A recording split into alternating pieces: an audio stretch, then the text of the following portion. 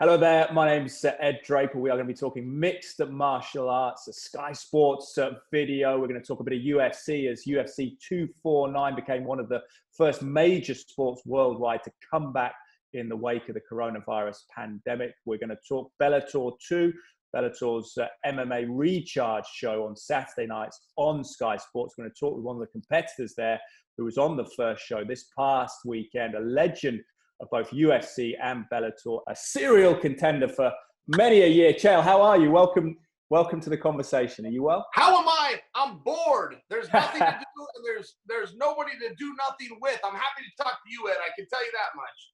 Now, we spoke to Big John McCarthy last week, who's been hosting the Bellator MMA Recharged on Sky Sports, which has been going out here Saturday night. And he was saying that UFC 249 at the weekend would be a blueprint potentially for combat sports. What are your reflections on it? Yeah, possibly for all sports. I mean, I'm hearing that even from, commissioners of other leagues. They're talking about looking at how you do something, how you do it safely. Look, I thought it was a major hit.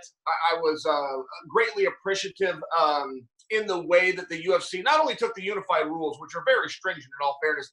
Dana White then moved the goalpost 3 times. I mean, he made it very hard. He made it very expensive on himself, but he also made it very safe. Yeah, he did. And what was your look at the controversy around or the mention of the non-disparagement clause, which Dana had to react to Showtime Stephen Espinoza, who he pointed out should have known because he was a lawyer about that, and how Dana says you could say something critical about the event if it was truthful, which is kind of a legal standpoint that's familiar to people in the UK and the USA, I suppose. What was your take on that clause? Have you ever had to sign anything like that? Would you sign that going into that event? Yes and yes. I mean, I think that was very fair. If I was on Dana's side, you have to put things like that in your contract. We have those at Bellator. There's other things like that within the UFC. I mean, there's a reason, a promoter wants things, not lies, said about it, particularly when you're dealing with something so insensitive. I will just tell you this. If I was the lawyer drawing up that contract, I would put that clause in there. Scott Coker has now said with Bellator, could be July return. What do you envisage there? Do you expect them to go big like UFC did in terms of a fully stacked card, or could it be a soft launch? What do you say? What do you think? Well, I heard an awesome rumor that I hope is true. So what I heard they were going to do, Scott Coker and Bellator, is they were going to go to a studio, a set like you film a TV show that Paramount owns. Likely in New York was my understanding of it, but I think that's great. The audience is a lot of fun, and that energy, it's a really special thing.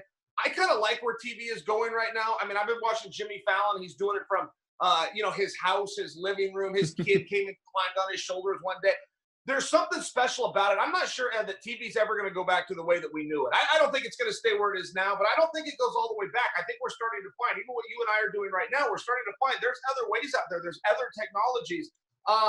I think it's going to be a real quick. As far as a loaded card, yeah, he probably is going to. I think Coker and Dana White have the same problem right now, which is they have a whole bunch of fights and they don't have a whole bunch of dates, and they're going to have to consolidate. They're going to have to write a big check, but for the rest of us, pretty good time to be a fight fan.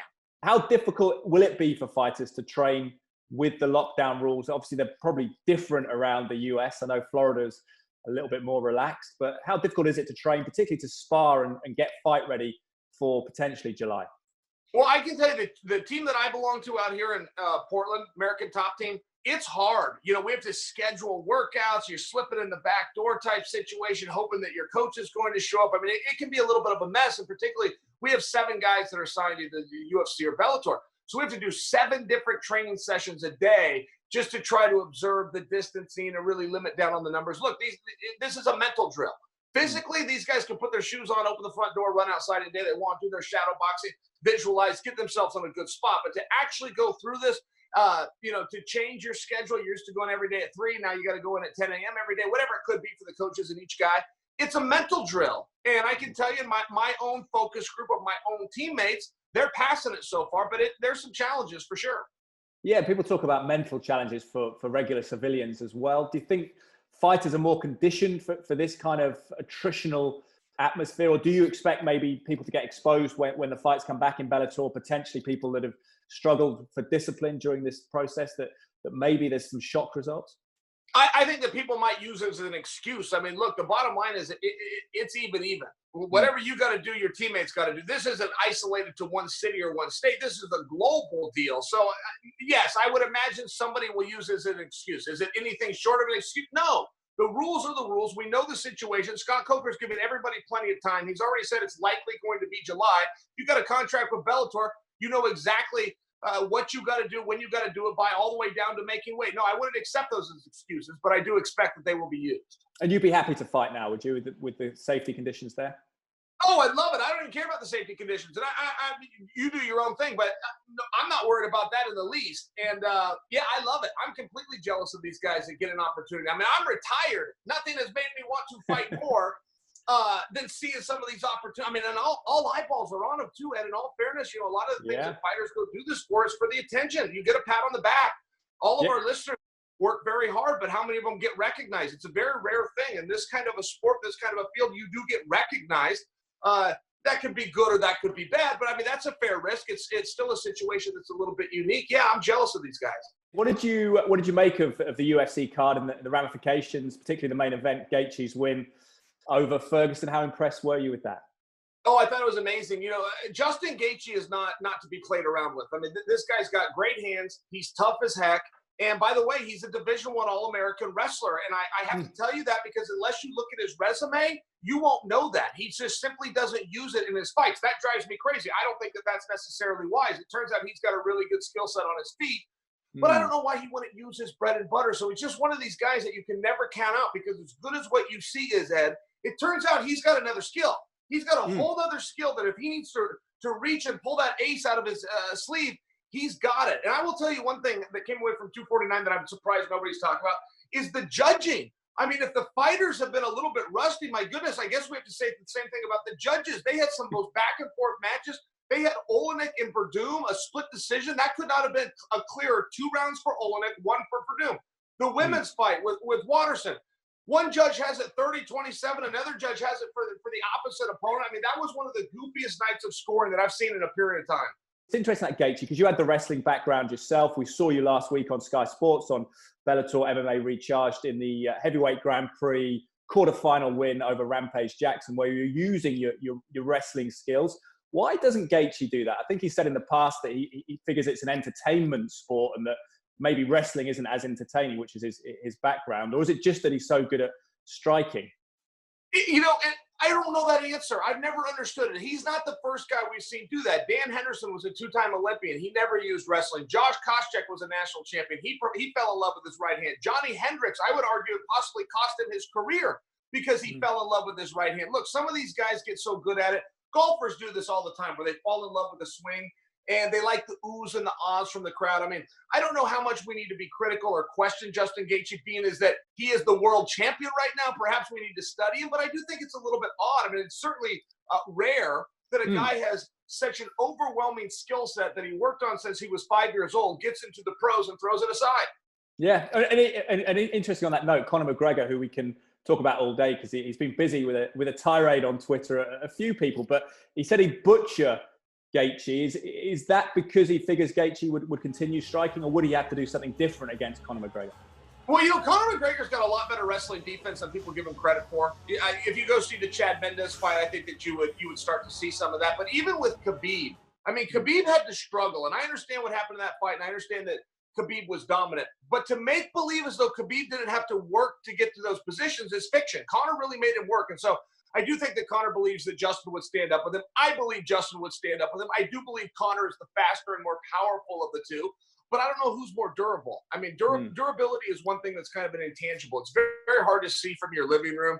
Gaethje appears to have spades in durability. He certainly does. And what do you make of Conor? Because you've been known as an outspoken guy, but I suppose a respectful guy with that, where it was Conor who said he'd butcher Gaethje. He called Khabib a scurrying, hiding rat. He said he's accepted a fight with 6-weight boxing world champion Oscar De La Hoya. This is in the space of a few days. Talking about Dustin Poirier at times as well. What do you make of the trash talking, particularly the stuff about Ferguson in the recent aftermath of such a brutal defeat? Look, Conor's a lot of fun. And if you were to rewind the tape a year ago, he was doing the same stuff. And I found it very annoying. I mean, the reports where he wasn't in the gym, he certainly wasn't licensed anywhere. It didn't even appear that he was going to come back. So if you call a guy out, but you're not willing to step into it, I don't particularly love that kind of stuff. Conor McGregor means it right now. He will fight Oscar De La Hoya. He's not kidding. He will go out there, do his best to butcher up Justin Gaethje. He'll give Poirier a rematch. I mean, Conor's spreading the venom around. I'm just not convinced that he's going back to 155 pounds. If we're to see Gaethje taking on Khabib, I tend to believe that that just pushes the calendar too out for Conor. I think Conor's looking for something else to do. I think that's where George Masvidal possibly comes into play. I think that's where Nate Diaz trilogy comes into play. I just don't know that I'm convinced that Conor's next fight will be at 155 pounds. Are you convinced by him at 170 then? I think he's going to fight at 170. I think you could have an argument that Conor's the #1 contender at 170. Look, if they do Usman and Masvidal, and I hope they do, I hope that all gets worked out. We're just seeing some gamesmanship here. I think that's really the right fight to do. I'm not sure you can't say Conor's not next in line. There's a number of good arguments. Leon Edwards comes to mind. You've always got T. Wood in there, Colby Covington. Conor's name is just as good as anybody I just threw out. I mean, the guy's won 3 world championships. He diminishes himself. Conor comes out, tells everybody he's a champ. He's a champ. He's won so damn many world championships, he forgot about the interim title. I was there the night he beat Chad Mendes. I was there when they put that around his waist. He's got 3 world championships. Don't tell me Conor McGregor doesn't matter. He does. He certainly does. Talking with heavyweights and Ngannou at the weekend, what did you make of that? And I know there's been a lot of people who are both boxing and MMA fans who'd like to see him fight Deontay Wilder, Anthony Joshua. He's almost got a similar punch style to Wilder, hasn't he, with the haymakers and the windmill. What did you make of the weekend? He's flat scary. And I don't know that I use that word ever. I'm not a prude to this. I understand it's a contact sport. He's scary. And the rules are different when they come to Ngannou. I'm not sure he did one thing right in that fight, by the way. His footwork wasn't great. His punches weren't straight. His combinations were weird. He has power. I mean, he has this great equalizer. He's putting guys in the hospital that are top guys that can defend themselves. Rosenstruck was undefeated. He can't make it 20 seconds with a gun. This guy's scary. I mean, if you're talking about a future booking, you have to make this guy a top contender. There's only 2 guys in the whole company that can protect themselves. That's Daniel Cormier and Stipe Miocic. Somebody else is going to get hurt. If you're the matchmaker, you have a real responsibility with this guy, like we've never seen before. Like we've never seen. If you don't put him in there with the right guy, you are sending somebody to doom. Could you see him? Could you see him in boxing? Because we got on Sky Sports, we follow Anthony Joshua. We have his fights here. Could he translate? What's your general take on the potential for mixed martial artists to cross over? Mixed martial artists suck at boxing, and why they keep acting like they don't is beyond me. Look, it's 2 different sports, okay? Ngannou cannot walk out there flat-footed, throwing haymakers, and go with any of the guys you just mentioned. And I'm not an Ngannou hater. I just respect boxing. It's either a real sport or it's not. In many ways, boxing is not a real sport. It's not in the high schools. It's not in the colleges. It's barely hanging on in the Olympic Games. You want to be a top 10 boxer in the world in any weight class? Raise your hand, because there's not 10 other guys that doing it. I was 28 years old when I met my first boxer. I used to live at the Olympic Training Center that has a boxing program. I still never met one of those guys. Nobody boxes. I love how boxing loves to talk about the greatest ever. The greatest ever out of what? Out of the 50 guys that have ever done it? I mean, it's barely even a real sport, in all fairness. Yeah. But the guys that do it, it is a sweet science. And no, an MMA guy cannot walk over into boxing without getting his ass whipped. Let's talk about Cheick Kongo, because what I was interested in, we were talking about this with you and Rampage Jackson last week with Big John McCarthy.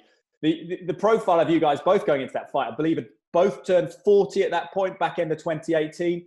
Got Cheick Kongo potentially, has signed a new multi-fight deal with Bellator. I think he's 44. How are fighters achieving this longevity? How are they doing that? How did you do that? Cheick Kongo is one of my favorite subjects, I must tell you. I am what they would call a mark for Cheick Kongo. I think the guy is great. I mean, the guy takes his shirt off. He looks the part. He looks like he was carved out of stone. Then he goes out there and fights. He's excited. By the way, Ed, to your point, not only is he 44 years old, Ed, he's getting better. Cheick Kongo is better now than he was 2 years ago. I mean, this guy is defying the odds on the highest of levels. I like the way he trains. I think he's very smart. I think he's very calculated. He's got a fun style. I'm so glad they re-signed him. Look, Cheick Kongo could go on and become a contender again. He's already a top 5 guy right now. I'm not sure he won't be fighting for a championship again. 45 and 46-year-olds. This guy's getting better. He certainly is, isn't he? He's getting better. If you go look at the streak he went on, I understand what happened in the Ryan Bader fight. He got, whatever happened with the eye and that whole. Take the Bader fight out of it. This guy's getting better, and he's fighting hard competition. I mean, he's fighting the up-and-comers. He's even been thrown in there a few times to be fed to the wolves to shine some other guys' wheels up. Cheick beats those guys, too. Now, we are talking about the new Bellator Recharged show on Sky Sports. We had your victory last weekend to kick it off, which people can see on demand on Sky Sports at the moment over Rampage Jackson. What do you remember about that? And a technical point as well, going back to the Gaethje comments and I guess, the sort of failure sometimes of wrestlers to use their wrestling skills. You used it in that match. And Big John McCarthy was saying, as a referee, he'd seen more of a subtle approach from wrestlers as mixed martial arts had developed. How would that change for you throughout your career? Did you have to start putting feints in there and things before you launched takedowns? Yeah, definitely. The main thing that changes in wrestling and MMA, and this wasn't always true. Back in the 90s when it started, if you were a great wrestler, that was enough. But if you were a great jiu-jitsu guy, that was enough. If you were a great kickboxer, you only needed one, I guess is my point. Around 2001, 2003, somewhere in that era, it all started to change. And the big problem that the wrestlers have now is in wrestling, you start in this posture. You start bent over at the waist. When you change that posture, Ed, to your point, the setups now change. What it would take in a wrestling competition to get your hands on a guy, push him, pull him, fire your attacks is totally different when it's punches and kicks coming at you. You can learn that very quickly. We still see guys learning that very quickly, but very quickly, what used to be 6 weeks is a little closer to 18 months. So some of these wrestlers, I do think, need to get in the right rooms. They've got a good base. They got a good cardio. They got a good work ethic. They understand competition. But the sport itself is very different, and wrestling on its face simply is not enough. And when you look back to the win over Rampage Jackson, what did that mean to you at that stage of your career? How much did you like the concept of the Grand Prix? Well, I love the tournament format. I love it because it takes all the politics out of the sport. And a lot of other sports don't have politics. They have a playoff season. Ultimately, if you have more points than the other team, you can advance to the next round, and the right guy wins. Combat is not that way. From boxing to MMA, there is a lot of politics. There is a lot of mandate. There is a lot of appeal that matters. Who the fans want to see largely influences who the next fighter is going to be matched up with. So when you do a Grand Prix, it was a big risk by Scott Coker. He couldn't just make the big fights that he wanted. He had to let this thing play out. He goes and grabs 8 of the baddest dudes he can find and then lets them figure this whole thing out. So there was no way to argue. We all had to concede when Ryan Bader won that thing. Bader, you are the champion. I mean, there's just no argument at that point. You bring up my Rampage fight specifically. The one thing that I really remember about that fight is I was in the ring first. He came in second, and I'd never been at heavyweight before. And I remember when he came through the cage door, he kind of had to, like his body didn't fit. He kind of had to turn. And I remember watching how big he was come in. I remember standing in my corner with a straight face, staring him down, thinking to myself, what did I get into here? Well, next up, just for Sky Sports viewers, Matt Mitrione against Roy Nelson in one of the other quarterfinals. What do you remember about those two, and how do you rank those two? Great fight. That was actually a rematch. So they fought in the Ultimate Fighter over in the UFC years before. And Mitrione had the strangest excuse, if you will, but he did not like the size of the cage. The UFC has 2 different size cages. One's the big cage and one's what we call the small cage. Mitrione was told he was going to fight in the big cage, and when he got to the venue, it turned out it was the small cage. He always resented that. I never fully understood what his argument was. I've never fully understood what the difference of those two. I could be in the big one or the small one. I wouldn't even know if it was the big one or the small one. But it meant something to Mitrione, and he clung to this for like 6 years. So he gets that rematch with Roy. I got to call that fight from cage side. So I was right there. And my biggest takeaway, Ed, I cannot believe how much power Matt Mitrione can generate in a leg kick. He does something called an inside leg kick. Any leg kick for power, you have to have a setup, and then you have to step what we call off. Like you have to take a step to generate that power. Mitrione does neither. He just stands there, lifts a leg, and kicks.